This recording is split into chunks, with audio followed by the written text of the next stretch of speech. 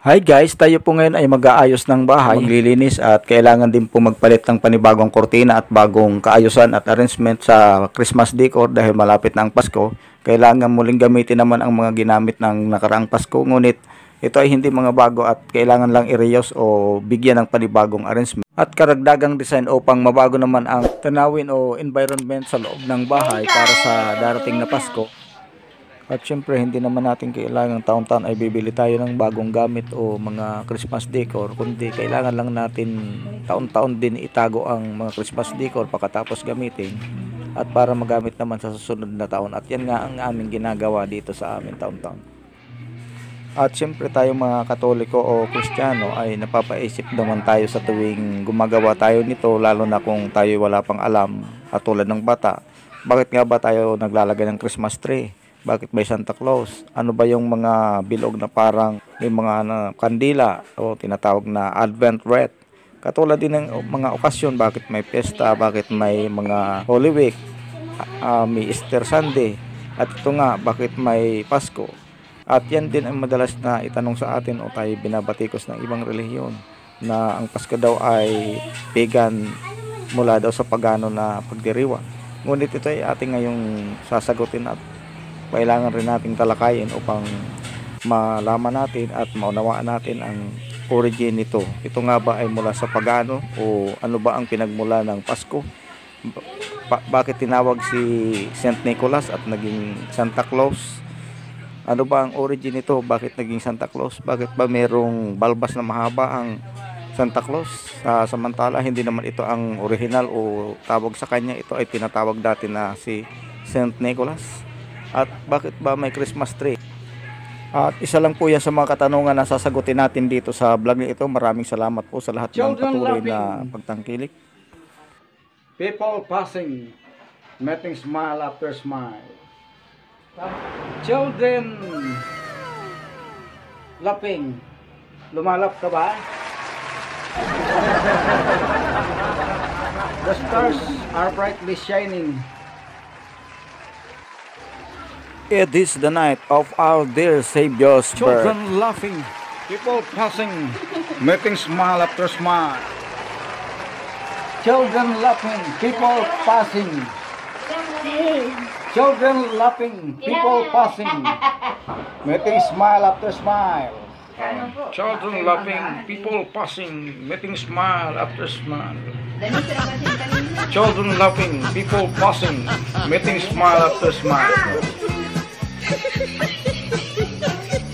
Silver bells, golden bells, golden bells,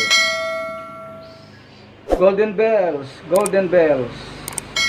It's Christmas time in the province. Merry Christmas.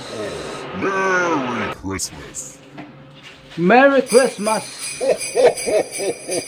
It's Christmas time in the province.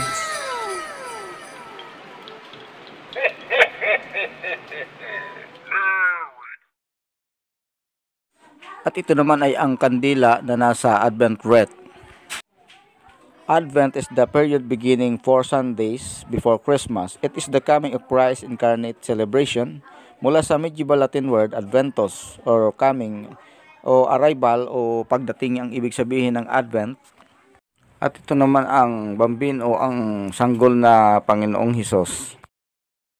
Bambino etymologically from Italian word means diminutive or bamboo child or the baby, plural usually bambini o bambino, representation of the infant Christ incarnate na tinatawag rin dito sa Pilipinas na Santo Niño o mula sa Spanish word na Santo Niño or the Holy Saint or Holy Infant of the Christ Jesus incarnate representation.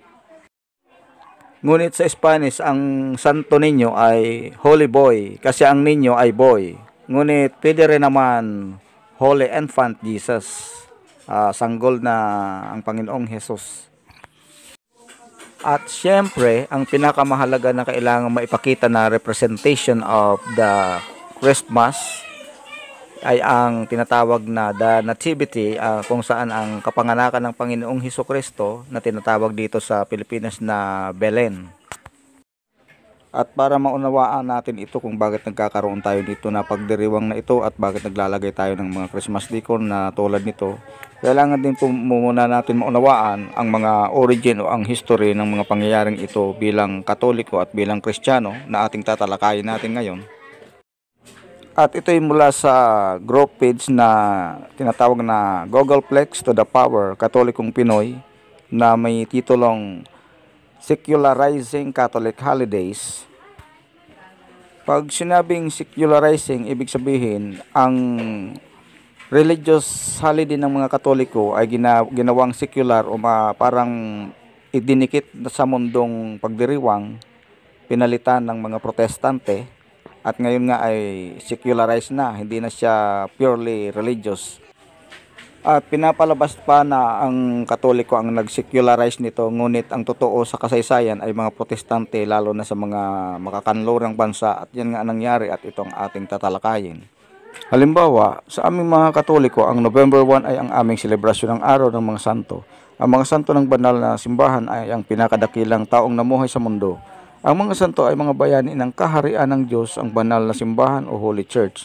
Sa katunayan, ginaya lamang ng araw ng mga bayani, ang araw ng mga santo. Silang mga santo ang pinakadakila, mas mahusay at mas mataas pa sila sa mga nakakuha ng Nobel Prize, gold medals o mga nadeklarang mga bayani ng mga bansa. Lahat ng mga santo naman ay likha lamang ng Diyos. Sila ang masterpiece o obra maestra ng Creator. Kung walang mga santo, ang mga nakakuha ng Nobel Prize, gold medals o Medal of Honor ay hindi mag-i-exist dahil ang mundo ay magiging sakop lang ng totalitarianismo. Ibig sabihin wala ng katotohanan. Orwellian, dystopia. Ang katotohanan ay tinatawag na kasinungalingan at ang kasinungalingan ay tatawaging katotohanan. Umabot lang tayo sa mas matiwasay na mundo kung saan nagkakaroon ng mga imperfect awards gaya ng Nobel Prize dahil ginawang mas mabuti ang mundo natin ng mga holy saints. Ang sainthood ay special kapag ikaw ay nadeklarang santo gaya ng ating San Pedro Calungsod. Kung dati lamang siyang simpleng milyonaryo, mas mataas pa siya ngayon kay Pope Francis na isang pope lang. Bakit may nadeklarang mga santo sa simbahan? Noong panahon ng mga unang henerasyon ng mga Kristiyano, ang mga relics ng mga martyrs ay kinukulikta ng mga Kristiyano. Napakarami noon ang pinapatay, torture dahil sa kanilang pananampalataya. Silang mga banal ay pinahahalagahan at tinataas, dinadakila ng mga Kristiyano. Kasama ang kanilang relics, sila ay magdarasal upang magabayan sila ng Panginoon sa kanilang misyon na gawing mabuti ang mundo. Sapagkat ang bawat Kristiyano ay silang mga liwanag ng kadiliman. Ngunit kung saan-saan at sino na lang ang tinatawag ng mga namatay na kaanak na santo, may mga ilan dito ang hindi naman karapat-dapat tawaging santo. Kaya nagdesisyon ang pamunuan ng simbahan na ang mga santo ay ideklara lamang. Una sa lahat, walang pumipigil sa sino man mga maging santo. Wala katulad ng isang bayani. Napakarami ng di kilala, working silently na bayani ng mga bayang Pilipinas. Mga guro na matyagang aakyatin ang kabundukan, maturuan lamang ang mga bata na nagnanais matutong magbasa at magsulat. Mga masikap tumulong sa mga inaapi. Mga abogado na imbis na nagpapayaman, mga mahihirap na ang pinaglilingkuran. Di kilala ang pangalan, ngunit kasing bayani lamang sila ni na Jose Rizal, Andres Bonifacio, Malchura Aquino, Jose Abad Santos, Benigno Ninoy Aquino, Jovito Salonga at Marciano, Chuck Anastasio Jr. May mga declared bayanis, ngunit walang pumipigil sa iyong maging tahimik na bayani rin o hindi ang paglibing sa libingan ng mga bayani ang basihan na ang namatay na tao ay isang bayani. Kung napakahalagang tao ng mga santo, bakit pilit tinatabunan ang November 1 bilang isang araw ng katatakutan? Sinasabi nila na Celtic ang origin ng Halloween. Dinala sa United States at anuman ang dumapo sa United States ay dumadapo sa buong free world. Ang mga Protestante ay mahilig i-secularize ang mga Catholic holidays. Sila ang nagpasikat ng Halloween para tabunan ang araw ng mga santo. Ang Christmas na araw kung saan pinagdiriwang ng mga Katoliko ang kapanganakan ng tagapagligtas na si Jesus ay pinalitan nila ng secular holiday. Christmas trees and Santa Claus, imbis na ang Holy Family. Ang araw ng Pasko ay araw rin ng santong si San Nicolas. Ito ang pinalitan nila ng Santa Claus. Maraming tao ang pinagtatawanan noon ang suot na damit ni Pope Benedict XVI dahil kawangis nito ang suot ni Santa Claus nila. Hindi nila alam na ang fictional character na Santa Claus ang gumaya sa suot ng mga bishops na may red and white. Red symbolizes martyrdom, Napakaraming mga obispo noong unang panahon ang pinatay ng mga pagano. Ang pula ay kulay ng dugo. Sa kabila ng mga protestante at mga hindi katolikong Kristiyano, ang nasa likod ng mga secularization na ito ng mga holidays, binibintang pa nila ngayon na mga katoliko ang ng Halloween na may pagan origin daw at ang Christmas na may mga hinalong pagan traditions gaya ng Christmas tree. Akala ng marami na nagsimula lang ang misinformation noong pinasikat ni US President Trump ang katagang, "You are fake news." Kailan lang? Matagal na pong pinapakalat ang mga misinformation at pinaniniwalaan ito ng marami. Maging noong unang panahon ng Inquisition, ang purpose ng Inquisition ay tiyakin ang mga pinagbibintangang pinaparusahan ng civil courts ay tunay ngang nagtataksil sa bayan. Ito ay mag-iimbestiga upang protektahan ang mga suspect. Ngunit dahil sa mga tagapagkalat ng fake news, dahil sa panahon kung saan may giyera sa pagitan ng Spain at England sa English-speaking world, ang Inquisition ay ginawa nila ng masamang kasaysayan. Ganito rin ang Crusades. Minsan matagumpay na may pinaniniwalaan ang lies. At katulad din ng mga nagpapakalat ng fake news na mga protestante sa Pilipinas, isa na doon ang mga tatag ni kay Lex Manalo ng INC ng mga Manalos, MCGI ni Soriano at mga born again ng mga Amerikano. Ang todo suporta sa mga death penalty. Ngunit hindi naman 100% na masama ang selebrasyon ng Halloween o ng secular Christmas. Masasaya naman ang mga bata dahil dito. Ayon nga lang, nalihis ang atensyon nila sa anong dapat isinasaisip nila ang mga panahon na ito. Malalaman mo ito dahil ang mga bansang totalitarian gaya ng komunistang China, Saudi Arabia, North Korea o Iran, bawal ipagdiwang ang mga ito. Mga bansang dinidikta ng gobyerno kung anong iisipin at gagawin ng mga tao nila. Iyon ang tunay na masama. At ang susunod naman ay mula sa Against the Heresies page o group na may titulong Biblical Basis of December 25 as the date of Jesus' birth. Christianity, Catholics or Orthodox, Anglicans and Protestants traditionally celebrates Christmas every December 25 as the birth of our Lord Jesus Christ. However, there are some cultic type religious groups like Iglesia ni Cristo, Jehovah's Witnesses, Dating Daan, and even Muslims. These groups rejects, denied, and do not celebrate Christmas as they believe that December 25 is not really Jesus' birth date. Instead, they're saying that this month and date is invented and biblical tradition made by the Catholic Church. How would we respond to this accusation? Why these anti-Christmas groups keeping to us and to look in the Bible for the literal word for word of the specific month and date of Jesus' birth? The fact that the date itself was found right there in the Bible by computing the sequence events, chronological events. This should have used their logical understanding and not relying only on the Bible alone. Please analyze why it became December 25. It had started to Zechariah, a Jewish priest who went inside into the temple to offer incense, as we can read in Luke 1:9. Luke 1:9, New Jerusalem Bible. When it fell to him a lot, as the priestly custom was, to enter the Lord's sanctuary and burn incense there. According to Jewish tradition, this burning incense inside the temple's inner sanctuary is traditionally done once a year in the Jewish month of Tishrei 15, which is equivalent to September 25 in Gregorian calendar.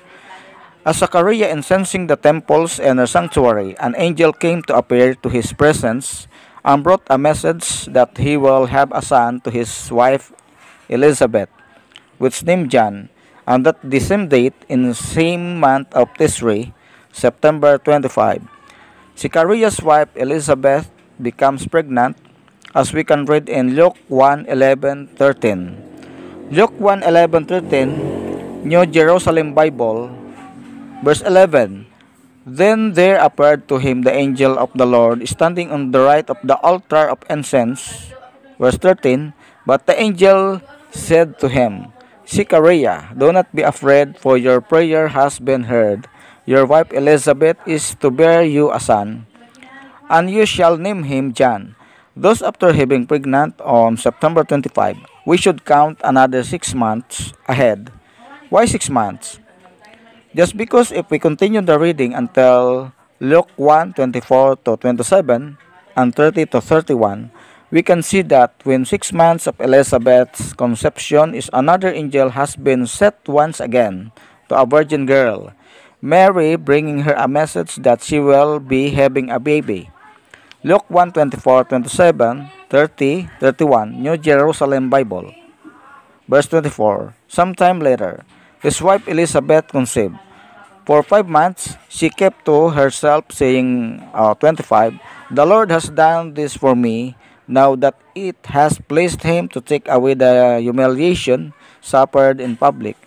Verse 26, in the 6th month, the angel Gabriel was sent by God to a town in Galilee called Nazareth, verse 27, to a virgin betrothed to a man named Joseph of the house of David, and the virgin's name was Mary, verse 30. But the angel said to her, Mary, do not be afraid, you have won God's favor. Verse 31, look, you are to conceive in your womb and bear a son, and you must name him Jesus. Thus, if we compute the sequence event of dates, then December 25 will be presented because Tishrei 15 equals September 25. Annunciation of Elizabeth started to conceive baby John, plus 6 months of Elizabeth's pregnancy equals March 25. The Annunciation of Mary and the starting point of Mary's conceiving a baby child Jesus, March 25 plus 9 months of pregnancy equals December 25. Therefore, December 25 is the birth date of Jesus based on scriptural event sequence as we computed. Thus, the early church fathers never erred, mistaken with their idea, theory, thoughts on Jesus' birth. The fact that it supports scriptural analysis as a proof and not invented as some anti-Christmas accuse. Take note, December 25 is not Catholic Church doctrine, nor written in the Catechism of the Catholic Church. It is just a belief that came from tradition and computed chronological events in the Bible. Just because the Church do not ignore the fact that the actual date of Jesus may fall between 25, which is either 23, 24, or 26, 27. Thus, Catholic Church do not officially proclaim it as a church doctrine but a mere traditional belief that came from ancient Christians. Hence, this belief comes out from scriptural theory by computing chronological events in the Bible, which made more closer view to December 25 as Jesus' birth. Thus, the early church fathers never erred, mistaken with their idea, theory, thoughts on December 25 as Jesus' birth. What most important to Catholics is to commemorate the Jesus' birth of the appointed or designated day, December 25. Objection. Your Christmas celebration of December 25 as the birth of Jesus is of pagan origin. It is not really birth of Jesus, but the birth of Roman pagan sun god called Sol Invictus in paganic religion of Mithra. Response. Most of the anti-Christmas groups favorite to criticize December 25 is of pagan roots and not really Jesus' birth. They base some limited reference quoted from history books. As a matter of fact, long before the paganic declaration for the feast of unconquered Sol, Sun, Sol Invictus, the December 25 is already belief of the early Christians. How come? How would you know? First thing we should know, when does paganic feast declared? Here let us some references. Sol Invictus, or the unconquered sun, was the official sun god of the later Roman Empire and a patron of soldiers in 274 AD. The Roman Emperor Aurelian made it an official cult alongside the traditional Roman cults. The source, Wikipedia, Sol Invictus. See, it is clear. 274 AD is the year that pagan fest for the sun god was declared called Sol Invictus. On the other hand, the belief of Jesus' birth in December 25 is much earlier than paganic fest Sol Invictus. Here are the references about early church fathers identifies December 25 as Jesus' nativity. Saint Theophilus, circa 171 to 183 AD. He was the first to identify December 25 as birth date of Christ, saying, "We ought to celebrate the birthday of our Lord on what day soever the 25th of December shall happen." Magdeburgenses, Century 2, circa 6. Hospinian, The Origin, Festorum, Christianorum, link www at December 25, and 4 objections, 20 answered, HTML. St. Irenaeus, circa AD 202, and his work Adversus Heresos. Irenaeus, circa 130 to 202, identified the conception of Jesus as March 25 and linked it to the crucifixion at the time of the equinox, with the birth of Jesus 9 months after, on December 25 at the time of the solstice. Link, source, Wikipedia, Christmas, choice of December 25. Saint Hippolytus, circa 170 to 236 AD, Jewish speculation as the time of Jesus' birth dates back to the 3rd century. Hippolytus believed that Jesus was born on December 25.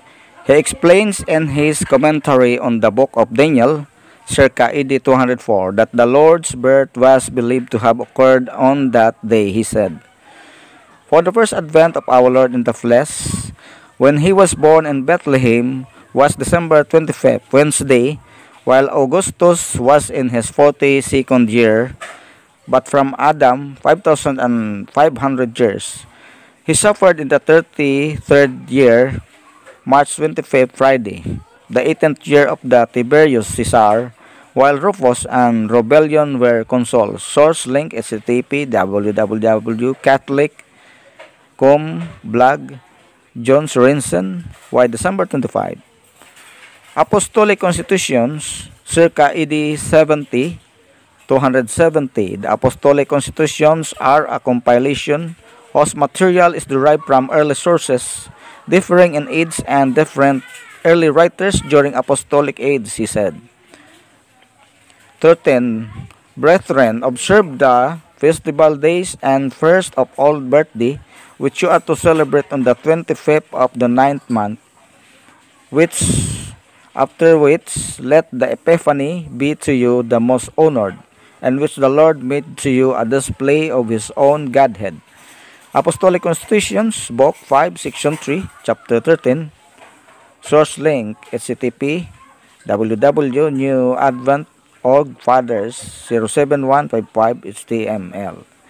Take note, this 9th month, counting from Nisan, April is Caslu, and the Jewish calendar. Transferred to our Roman calendar, this 9th month answers to December. Source link is http www.december25 and for objections 20 answered HTML. Now let us compare and see the contradicting year between the two nativity of Jesus versus Sol Invictus, and which didn't even meet nor coincide. December 25, Jesus' nativity was first used 70 to 150 AD by early Christians. December 25, Sol Invictus, later declared 275 AD by pagan emperor. Here we can see from the two that early church fathers from 1st, 2nd century AD as the earliest groups who believes and identifies December 25 as Jesus' nativity, while contrary to paganic fest of Sol Invictus, which later declared in late 2nd century 275 AD.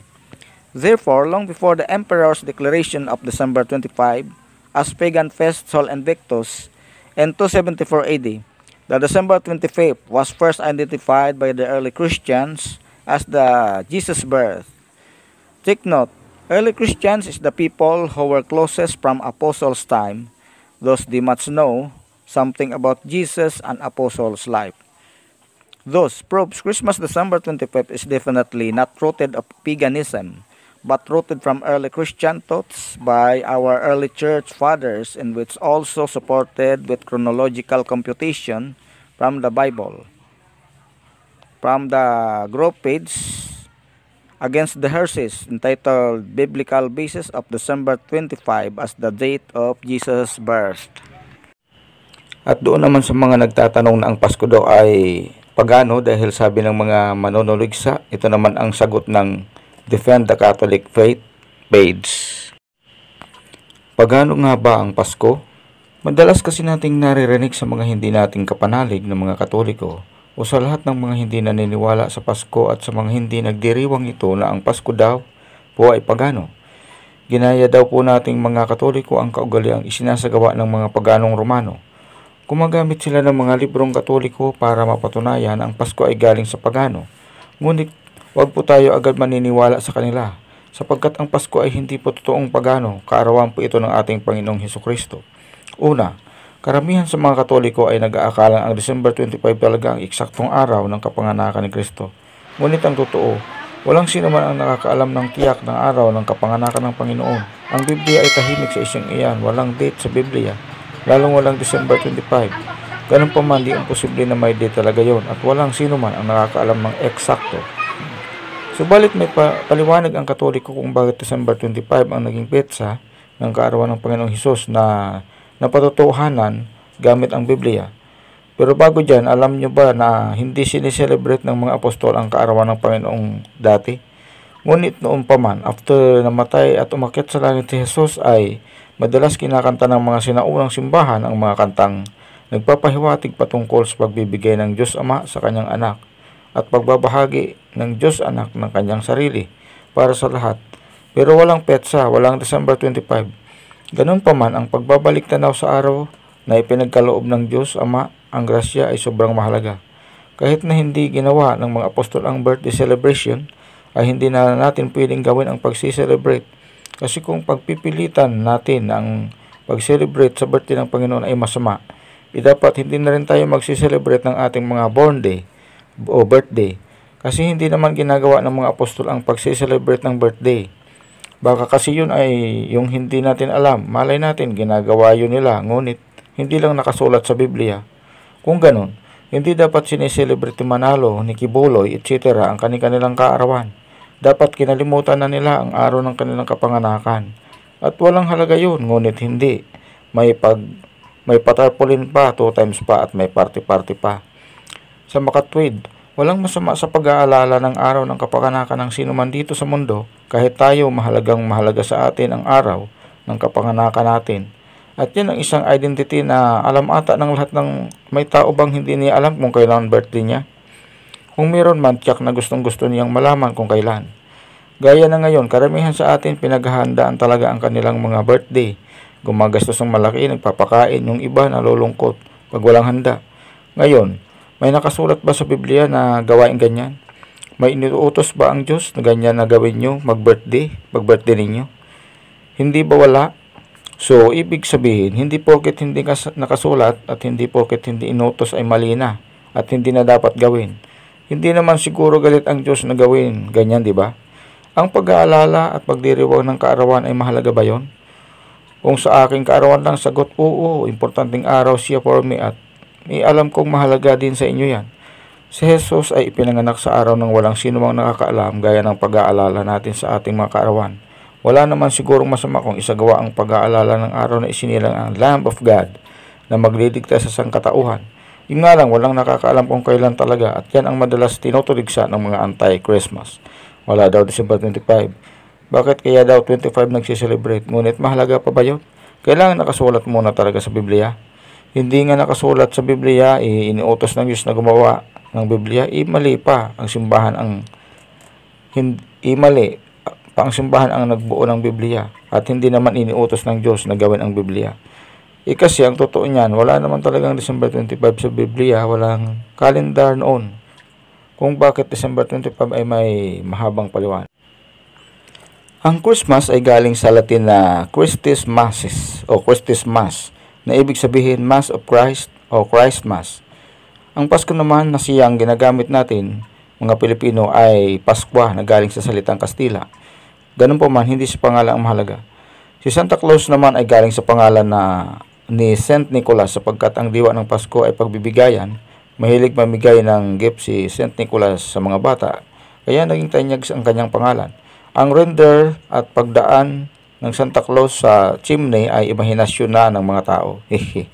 Ganun pa man, hindi si Santa Claus ang mahalaga. Noon, ang mga paganong Romano ay gumagawa ng tree, mampaswerte daw. Yun yung paniniwala nila. Ang mga Scandinavian ay sumasamba sa mga puno. Sa Lumang Tipan, ang mga pagano ay sumasamba sa puno. Jeremiah 10:3-5. Ngunit ang talata ay tumutukoy sa Asherah poles at hindi ang Christmas tree. Ang Christmas ay naging isang physical preparation sa Advento o sa Advent paparating na Kristo at hindi namin ito sinasamba. Ganun pa man, hindi ang Christmas tree ang mahalaga sa Christmas. Ngayon, December 25 ba, pinanganak si Jesus at nasa Bible ba ito? Ngunit bago yan, alam nyo ba na ang mga old churches not Catholic ay nagdiriwang sa kaarawan ng Panginoon sa ibang petsa? At hindi namin alam kung paano nila pinili ang mga araw na yon. Basta sa unang panahon pa lamang naging tanyag na ang pagsiselebrate ng kaarawan. Wala pong kalendar noon na gaya ng sa kalendar natin ngayon, kaya malamang wala pa sa Bible ang December 25, Hebreo calendar po ang kalendar noon. Ang Abib na kilala rin bilang Nisan ay pangalan ng buwan sa Hebreo na tumutugma sa mga buwan ng Abril at Mayo. Sa mga Kristiyano, ang Paschal Lamb o Kordero ay si Jesucristo. Sinabing ni Juan Bautista John 1:29, "Tunghayan niyo ang Kordero ng Diyos, nag-alis ng kasalanan ng sanlibutan." Tuwing ika-25 ng Disyembre ay ginugunita natin ang kapanganakan ng Kordero ng Paskwa na nagliligtas sa atin. Sinimulan ni Lucas ang kwento ng magpakitang anghel na si Gabriel sa pare na si Zacarias, habang huli ay nagsusunog ng insenso sa loob ng Holy of Holies o Sanctuaryo, ang templo ng mga Hudyo. Dito ipinahayag ni Gabriel ang asawa nitong si Elizabeth. Ayon sa Biblia, isang beses lang sa isang tao pumasok ang sinuman sa loob ng sanctuaryo, at ito ay Day of Atonement ng mga Hudyo. Ayon sa Leviticus 16:29, sa araw na ito ay sa ika-10 araw na ika-7 buwan. Sa kalendaryo sa mga Hudyo, ito ay pumapatak na ika-10 ng buwan ng Tesre. Nang mabuo ang Roman calendar na siyang ginagamit natin ngayon, natukoy ang katabas na araw ng Tesre, 10 ng Septyembre 20. Dito na natin susundan ang pangyayari. Ang mga pari noon ay isang linggong nagsisilbi sa templo na sila ay umuwi na sabi sa Biblia matapos nito ay nagdalang tao si Elizabeth. Pumapatak ito bandang Setyembre 25. Sabi ng Biblia sa Lucas 1:26, nang ika-6 na buwan ng pagdadalang tao ni Elizabeth, ang anghel na si Gabriel ay isinugo ng Diyos sa Nazareth na isang lungsod sa Galilea upang kausapin ang 27 isang dalaga na ang pangalan Maria. Ang pangyayaring ito ay tinatawag ng Iglesia Katolika na Annunciation dahil dito inahayag ang magiging pagsilang ni Jesus, ang anak ng kataas-taasan. Ito ay sa pamamagitan ng paglukob ng Espiritu Santo kay Maria, Lucas 1:31-35. Kung bibilang natin ang ika-6 na buwan ng pagdadalang taon ni Elizabeth, simula sa September 25 papatak ang Annunciation sa March 25, ang unang araw ng pagbubuntis ni Maria. Mula sa Marso 25 ay bibilang lang tayo ng 9 na buwan, ang panahon ng pagbubuntis ng isang babae, at matutukoy na natin ang araw ng kapanganakan ni Jesus, at ito ay December 25. Dahil po mahalaga ang mga kaarawan natin, higit pa na mas mahalaga ang kaarawan ng ating Panginoong Jesus, dahil ang araw ng kanyang pagsilang ay simula ng araw ng pagliligtas ng Diyos sa atin. Ang December 25 ay hindi lang basta diniklara ni Constantine. May basehan yon. Hindi namin ginaya ang Sol Invictus na siyang pagsamba sa liwanag o sa ng mga pagano. Si Constantine ay isang emperador ng Imperyong Romano, ang siyang kauna-unahang Kristiyano. Nakita niya at naawa siya sa mga ibang kalahi niya na nalalayo sa Diyos at sumasamba sa mga Diyos-Diyosang araw. Sobrang hiwaga ng Diyos dahil ang maling pag-celebrate ng mga pagano ay naging tama upang maalis ang gawaing The Feast of Saturn, birthday of the unconquered sun.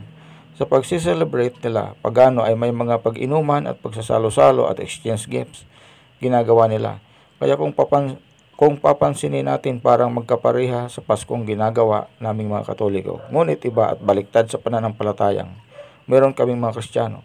Ngayon, sa mga pagano noon, lights, Christmas tree, decoration, Santa Claus, exchange gifts, mga simpleng activities na may pagkapareho sa mga pagano.